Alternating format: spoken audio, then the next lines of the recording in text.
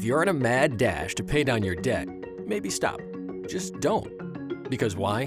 Because debt, if it's couched in the right strategy and when it's paired with the right assets, well, it's a thing you can use. Look at debt when it's paired with inflation. Now that's a relationship. But it's a long-term commitment, which means we've got to go back to 1978. 1978? Yeah. Remember? Dallas debuts on CBS. Pete Rose was a hero. And somewhere in Birmingham, Alabama, the O'Neill family is shopping for their first home. 50 grand gets them a 1,930 square foot place. 8 years go by and the home sells for $80,000. And in 2016, it sells again, this time for $685,000. The story starts with a mortgage. It starts with debt. But the magic is in the long-term relationship between debt and inflation. Because while debt stays the same, inflation goes up.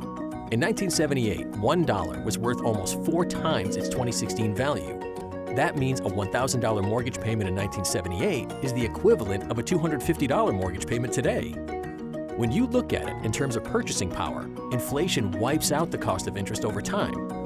Here's the thing, debt really doesn't cost that much. Plus, if you don't use your cash to overpay your debt, your cash becomes the thing that can attract opportunity, and you become free to invest in it. That's what leverage looks like. That's what debt can be.